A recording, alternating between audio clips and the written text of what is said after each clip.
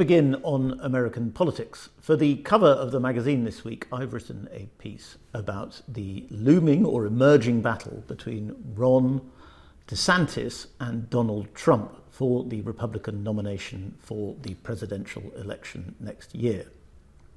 Donald Trump spoke at CPAC last weekend, where he tried to rally the Conservative base in his favour, and I think it's fair to say that he's had a good few weeks politically.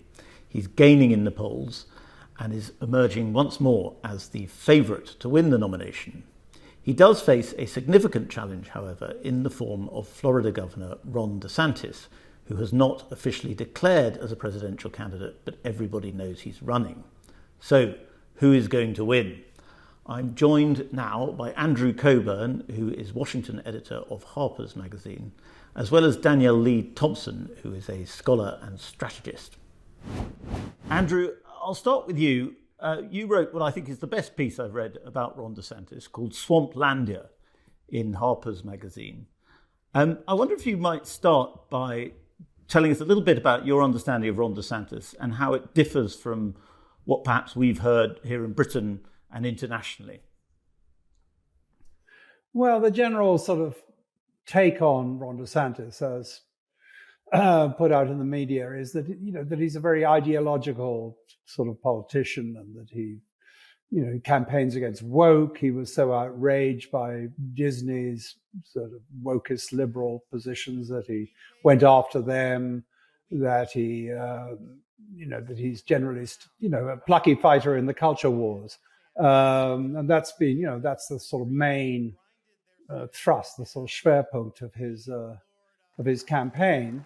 And I point out that actually what he is the most distinguishing feature of Ron is that he's a sort of corporate toady. That he's been certainly ever since he started campaigning for governor in 2018, that he's left no stone unturned or no donor unturned in order to shake them down for really enormous sums of money, which has been amazingly successful at. I mean, he's really peeled away the main sort of big Republican big donor base, and he's been very assiduous at that, both in Florida itself, with rather, I think, unfortunate results for Floridians, but also for the across the country, where all the billionaires thrilled to his message.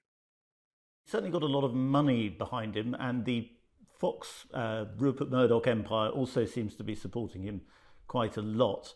Do you think in recent weeks, after the midterms, there was a lot of Ron DeSantis hype? The New York Post called him Ron the Future. Yeah. Do you think that that has faded slightly in recent weeks? Certainly the polls suggest Trump is pulling ahead again among Republican primary voters. Do you think as DeSantis' campaign comes into contact with reality, it may start to disintegrate? Yes, I think so. I mean, it's been, certainly the Trump faction Trump camp have been saying, I think with some justice and accuracy, that, once DeSantis starts to sort of go across the country and have to talk to ordinary people, which he doesn't like doing very much. He doesn't like people, I don't think, unless they're sort of proffering huge checks. That people will sense that. There's a sort of curiously. I mean, I compared him in the piece to Richard Nixon, and they're both politicians who didn't like people very much, but had to pretend they did. But that sort of comes through. Whereas Trump, Trump is he has this sort of extra sort of comedic twist to him. He sort of almost laughs at himself. There's always a slightly tongue-in-cheek sort of aspect to Trump, which I think people like. And can you imagine Ron DeSantis trying to address a Trump rally? That sort of MAGA crowd. I mean, he'd fall. He'd be completely wooden. So I think I'm not surprised that the DeSantis aura is fading a bit. Danielle, you wrote a very entertaining piece about the Vibes at CPAC, which is the Conservative Political Action Conference. Trump addressed it last week, and for you, it fell quite flat, despite a lot of the talk about Trump's success in the polls and his rallying of the conservative base in recent weeks. Yes, the Conservative Political Action Conference has been a flagship event for conservatism since 1974. And I remember going there in the years after Trump just got elected, and there was energy in the air. There was that sort of spirit, some sort of transcendent quality that this was something new. He was offering something different that expanded beyond just the usual culture war dribble of the Republican Party. And this year, as I said in the piece, the vibes were off. I describe vibes as something like a sense of authenticity and shared spirit. And everyone there, from the journalists to the hardcore MAGA types to people who worked, who have spoken at CPAC for years, felt that something was off. I would say that Trump was just about the only person who had a little bit of verve in the room. And honestly, I think it was because he still has a bit of a nationalist populist appeal. In his 2-hour address, the majority of what he spoke about was free trade fanatics and anti-military intervention, and also just taking on the establishment. I counted in my recordings, he had about 30 seconds dedicated to transgender insanity and CRT. But that is very different from DeSantis, who is something of a culture war chat GPT of sorts. Do you think the reason the atmosphere was perhaps a little bit flat is that Trump conservatism or Trumpism has failed, it seems, at the ballot 3 times running now, in 2018 in the midterms, 2020 in the presidential election, and 2022, although it didn't exactly fail, but a lot of high-profile Trump candidates failed. Do you think there's a sense that then they're on the losing side now? It's really hard when you make a career as a winner, the image of luxury and success, to confront the fact that you failed. And it's also really hard to claim underdog status when you've been president of the United States. That only kind of works so long. And on top of that, Trump's style, his sort of bombastic, aggressive style, which works for him because he's been doing that on television and the press for 30 years or more. When other people try to copy it, his surrogates and those around him, it continues to fall flat and it seems inauthentic. So it doesn't have the vibe, so to speak. And so in some ways, by trying to copy Trump as CPAC has and failing to capture the authenticity, you kind of fail to capture what is interesting about Trump, which is a more transcendent appeal. Did you speak to the people there at CPAC about DeSantis? He wasn't there, obviously. It probably would have been pretty stupid for him to go because he would have lost the straw poll, which showed DeSantis with a huge lead among CPAC delegates. Yes, I did speak to them. It was firmly Trump MAGA territory. A lot of Bannon War Room fans, mostly whom are older women, I found, were at CPAC. And I spoke to them. The people who were there for the first time, of course, were excited about it because they were with like-minded people. But the folks who were veterans of CPAC, who have been there for years, who know what it was like in 2017 or 2018, or even before that in the Tea Party days, they felt something was flat. There just simply weren't as many people. Fox News wasn't there. Charlie Kirk's Turning Point USA wasn't there. So the sort of college Republican sect wasn't there. It felt a little bit empty, quite frankly, and not as energetic. Andrew, do you think we may be in danger of missing DeSantis's appeal? Because even though, at CPAC and among conservative activists, he doesn't have that Trumpy pizzazz, he has still got, according to polls, about 30% of the Republican vote. And he hasn't even officially started running yet. I think Nate Cohn at the New York Times has calculated that he's doing better in early polls than Reagan, John McCain, Barack Obama, or Joe Biden were at a similar stage. When you look at the broader Republican electorate, does he have more of a hold on them? Well, he'll certainly get a big slice of them. I mean, but we're talking about who will get the biggest slice. I still firmly believe it'll be Trump, especially when DeSantis, has to cope with, the Nikki Haley's of this world or whoever else jumps in. I mean, it's not clear if there's going to be many of them, but when a sort of crowded field, I think it would be better for Trump if it's not a crowded field, actually, if it's just him versus DeSantis. If you imagine a debate stage with just the two of them, then Trump can unleash his full rhetorical vehemence on DeSantis. If there's a whole bunch of them there, if they're all sort of nibbling at Trump, it might go the other way. I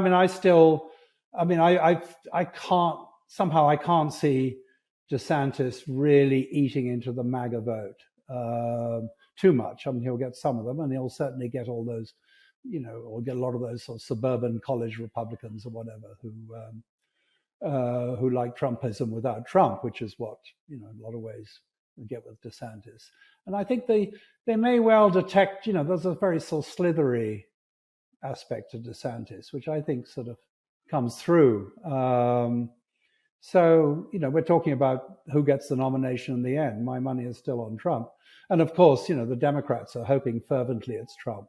And they don't like the idea of DeSantis at all. Trump, as I wrote, he's going to very much run on the sort of nationalist, anti-war. He would have settled the Ukraine war within hours. He will settle it with the Ukraine war within hours. And DeSantis has edged towards that. He's signed on to the no blank check for Ukraine sort of stream, which is sort of the halfway house for Republicans. But DeSantis, he'll run. He's got anti-woke. His big thing was sort of anti-vaxxer, I'm the one who kept Florida open. I defied Fauci and all that. Actually, he didn't for quite a while. It wasn't until he realized, and this is, he is very clever. He sensed that the MAGA crowd didn't, were recoiled from the mandates, recoiled from the mandatory vaccines, recoiled from lockdowns and masks and all that. But, I think even now, and certainly by next year, I think all the sort of memories of that will have faded. So it won't be quite as potent a selling point as he might have hoped. Danielle, Ukraine is already emerging as a major talking point in the Republican primary. Do you think that Donald Trump's kind of peace through strength message, that he would be able to solve it in a day by just talking to Vladimir Putin, do you think that has cut through, to use the slightly disgusting phrase? Possibly. I think that Trump has always tried to appeal to an imagined Middle America. So he visited East Palestine in Ohio, if you recall, where the train derailment occurred. And so there's this sort of blue-collar culture that he tries to appeal to. And you have to remember, and as Steve Bannon points out on his podcast, War Room, all the time, that's where the boys who go to fight the wars are from. And so Trump is trying to appeal to that crowd. Like, we don't want another Iraq and Afghanistan situation. We don't want another George Bush situation. We want to get out of it. So he really tries to position himself as an outsider on that issue. And what he said at his speech in CPAC was, I didn't get us involved in more wars. I got us out of them. And so that's his commitment that he's tried to make and position himself differently from people like DeSantis, who has already received like a passive endorsement from Jeb Bush on Fox. So I think that that's something that we really have to look out for. It's hugely critical. And Americans, generally speaking, after having been in some ways red-pilled by those wars on terrorism, they don't want it anymore. They don't want another mass war. Let's go back to DeSantis and Vibes, Danielle. I think, is it possible, I did a piece on it this week, and I was thinking about this. Is it possible that DeSantis can create his own vibe? Because he is, Andrew compared him to Nixon. He does have this professional, very serious atmosphere about him. He does campaign quite belligerently against woke, which is obviously quite an emotive issue. Do you think he can create his own vibe, which is different enough to Trumpism to inspire some optimism? So I think that DeSantis really relies on this culture war division, which is honestly a classic tactic of the Republican Party. It's a sort of diversion away from maybe more systemic change around military interventionism or trade or tax, which Trump tried to take on, and that was his appeal. So DeSantis, I think it was one of you who said he sort of cringe sometimes, and DeSantis will have to kind of own his cringe if he's going to have something vibey or authentic. So on the one hand, he can be pretty belligerent with the press, but that's something he almost learned from Trump. And so is he going to be able to find his own authenticity in his wonkish nerdiness as opposed to trying to copy what is essentially just an opposition to the press, which became popularized in Trump, but honestly has its roots in generations and decades of conservatism and alternative media in conservatism. So we'll see if he can make his own authentic cringe. Andrew, finally, DeSantis is economically conservative, economically right-wing, if you like. And Trump is not. And this week he's been hitting DeSantis pretty hard on the point that he will protect Social Security and Medicare. DeSantis came out very quickly and said so would he, but his voting record suggests otherwise. And that means that Trump is on the side of a Republican Party that is increasingly working class, increasingly left-wing, it seems, in its economic ideas. Do you think that's DeSantis' biggest problem? Is he's not really left-wing enough for the new Republican Party? Well, that's an attractive thought. I just want to say something about DeSantis. That he's got this huge 20-point victory in the election in 22. But he was up. It would have been hard for him to lose. I mean, because there were Democrats put up this pathetic character, Charlie Crist. The Democratic Party in Florida has essentially sort of fallen apart. The National Democrats had given up on it, didn't give them any money. DeSantis had finally come around to this popular sort of anti-lockdown position, which was very popular in Florida. So although, he carries the aura of sort of triumphant success with him, I'm not so sure that's going to sort of, that he's really that brilliant and successful a politician. He scraped home in his first election with the help of Trump, which Trump will certainly not let him forget. I think once we're into the Republican primaries, I think this sort of populist, his attempt to be a populist will fall pretty flat, especially if Trump starts chanting the names of all the sort of billionaires who've given him money, and actually Trump might have a go. Trump the communist might have a go at sort of talking about the incredible favors DeSantis has done for insurance companies, for landlord companies, for all the rest in Florida. So I think it will certainly be a fun race. I'm looking forward to it. I think it will be fun. Danielle, I'd actually like to ask you one more question, and I'm sorry if this is sexist because I'm asking you because you're a woman, but there's been a lot of talk about Casey DeSantis, Ron DeSantis' wife, and that she is apparently the sort of driving force, the brains behind the operation, and has actually pushed Ron DeSantis into running because he's actually a bit reluctant. Do you have a sense of her and whether she might have her own vibes? Well, I know that the First Lady of Florida definitely has a style that is very distinct. I haven't seen someone wear opera gloves to a speech in a very long time.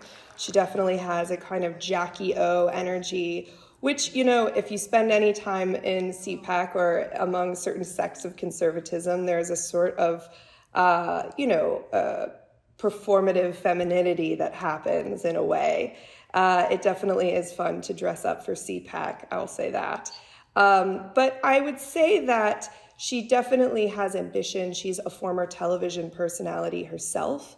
And so that would definitely help him in trying to seem more authentic or speaking to the kind of local television news tabloid style that Americans are really familiar with, that they wake up to every day on local news.